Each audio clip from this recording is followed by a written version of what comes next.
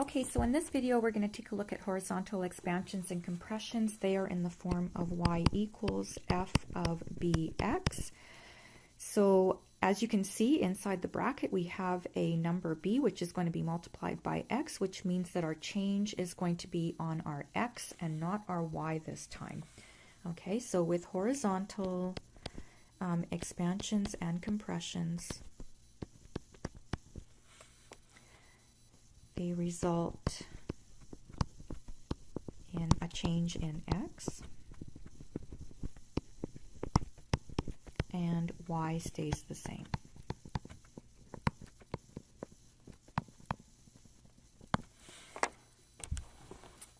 As my illustration, in this example, we're going to look at the cubic function. So y equals x cubed is a cubic function, and as you have guessed, it's because x is being cubed. And y equals x cubed is also our basic function.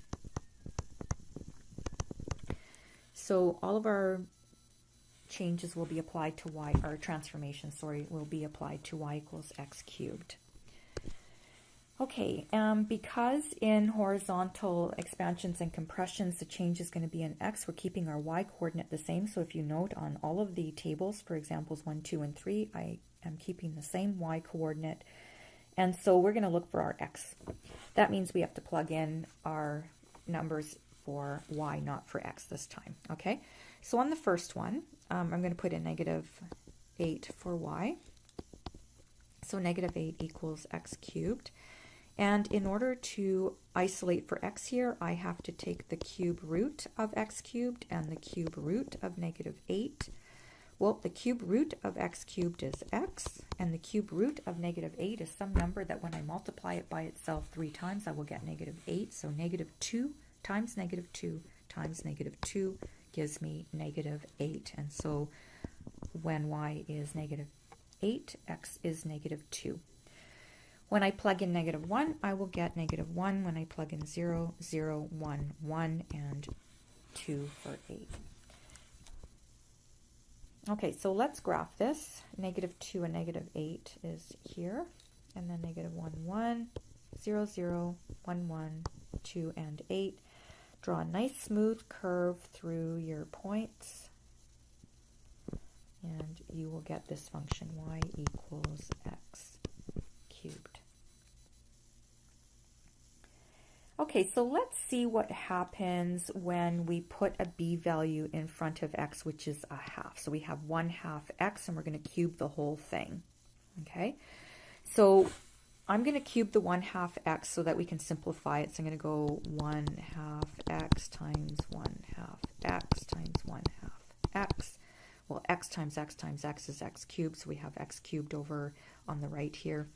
And then 1/2 times 1/2 times 1/2 is 1/8. Okay, so that's going to give me 1/8 x cubed, which I can write as x cubed over 8. Okay, that's why we have x cubed over 8 here.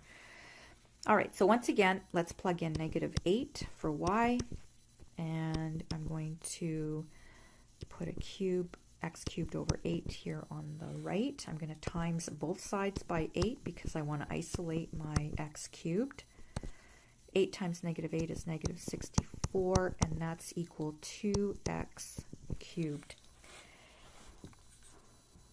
Okay, now let's compare what we have right now to our first equation when we had -8 equals x cubed, and now we have -64 equals x cubed. Okay, so notice that by dividing on the right by 8, I end up multiplying on the left by 8 to get the -64. That's so I can simplify the 8's over on the right hand side of the equation.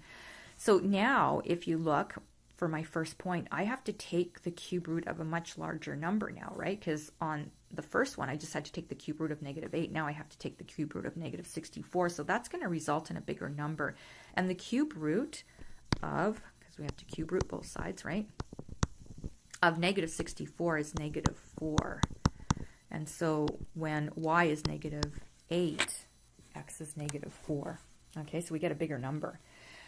And if I go through the same process and I put in -1, I'm going to get -2 for x. And when I put in 0, I will get 0. When I put in 1, I will get 2. And when I put in 8, I will get 4.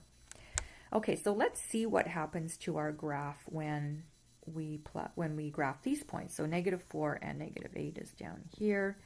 -2 and -1, 0, 0. 2 and 1, and 4 and 8. Okay, so note our y coordinates are the same. It's our x coordinate that is changing. Okay. Now let's compare our two graphs. On the first graph, and I'm just going to let's just take a look at our 2 points here, the one at 1, 1 and 2, 1, because those are the points that correspond with each other on both graphs. And take a look at the distance that they are away from the y-axis. So on our first graph, our point is only 1 unit away from the y-axis. But if you take a look at our second graph, our point is now 2 units away from the y-axis. Okay? So the distance is doubled now, right? All right, so when I put a half in front of x, okay, and that means that my b, by the way, is a half. It doesn't result in a horizontal compression of a half. If you look at your graph, it actually results in a horizontal expansion by a factor of 2 because our point is now 2 units away from the y-axis as opposed to 1 unit away from the y-axis on our first graph. Okay?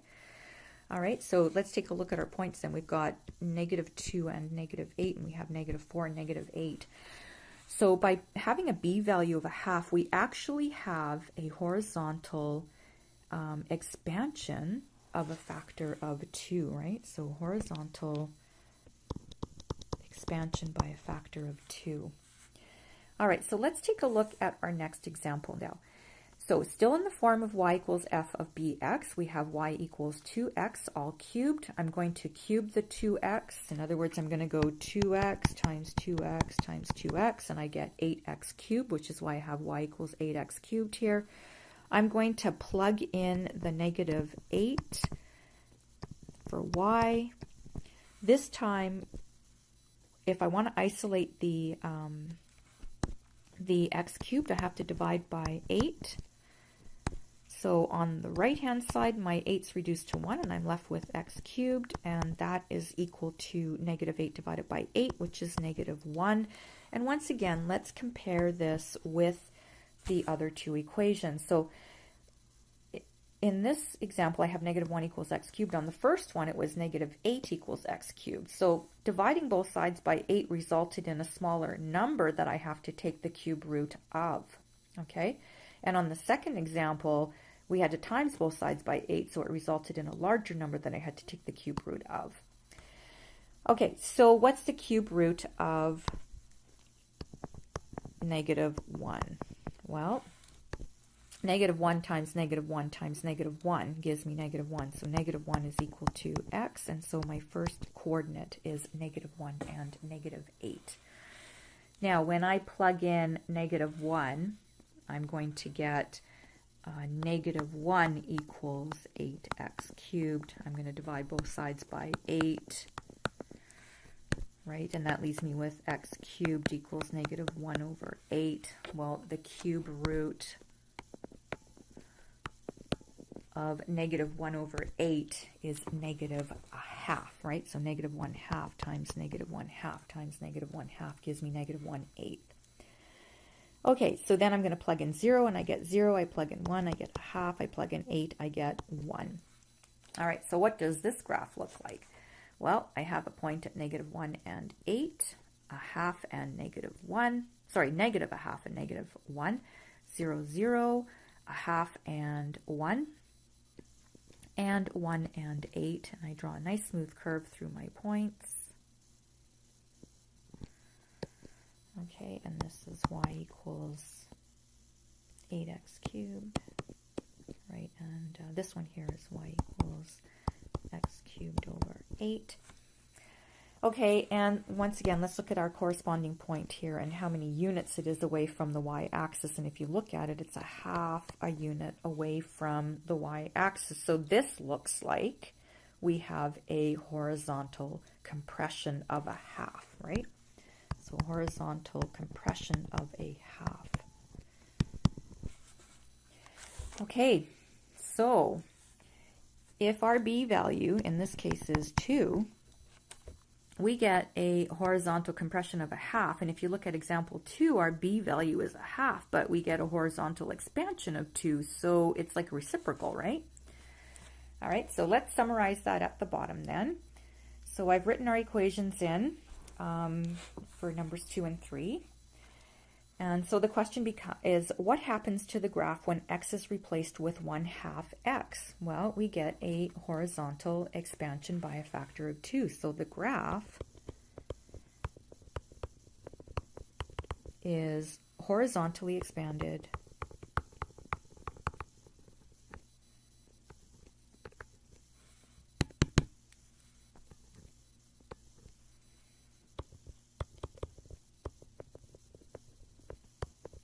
by a factor of 2. Okay, and if we take a look at our first point in each graph, each table, right? And I'm going to compare -2, -8. That's our first point on our first function. And let's see what happens when we apply a horizontal expansion of 2. So I'm going to go, -2 and -8. I'm going to apply a horizontal expansion of 2. That means I'm only going to change the x-coordinate, not the y. So -2 times 2 is -4. My y stays the same. And that's the same point on the graph up above, -4 and -8.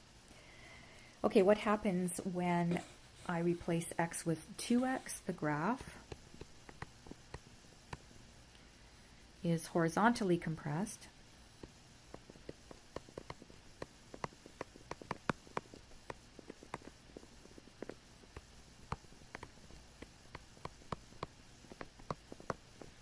by a factor of a half. Okay, so let's do the same point, -2 and -8.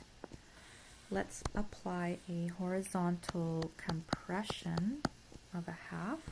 That means that we are going to divide our x-coordinate by 2. So -2 divided by 2 is -1.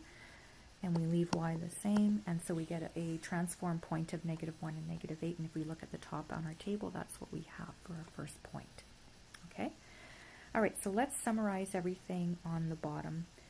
A horizontal stretch makes a function narrower, compression, or wider expansion because the stretch multiplies or divides each x-coordinate by a constant factor while leaving the y-coordinate unchanged.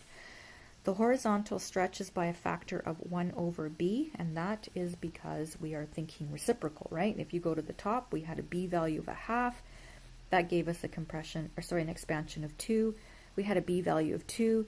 We had a compression of a half. So we have to think reciprocal. So the horizontal stretch is by a factor of 1 over the absolute value of b. And remember that absolute value of b means the positive b, okay? Because we don't want to look at reflections, right? Okay, so the format is y equals f of bx. The mapping notation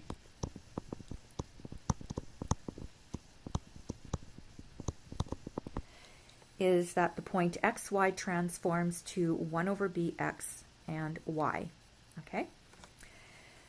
The graph becomes wider if our b value is between 0 and 1. So then we have a horizontal expansion. It is narrower if our b value is greater than 1. We have a horizontal compression. Okay, so let's take a look at that in terms of the two equations that we looked at earlier. Okay, so in our first one we had y is equal to 1/2 x cubed. Okay, our b value equals 1/2. So our horizontal stretches by a factor of 1 over the absolute value of b. In this case, 1 over the absolute value of a half. Well, what is 1 divided by a half? It is 2, so therefore we have a horizontal expansion of 2. In our third example, we had y equals 2x all cubed.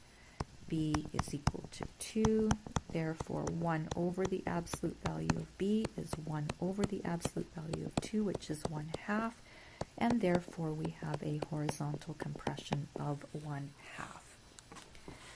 So for a horizontal stretch, okay, the terminology we use is that a horizontal stretch about the y-axis. Okay, that's the terminology you're going to see in your homework. Okay, and for horizontal stretches, okay, my spelling's bad. I think it's ES. Okay, HC or HE. The invariant point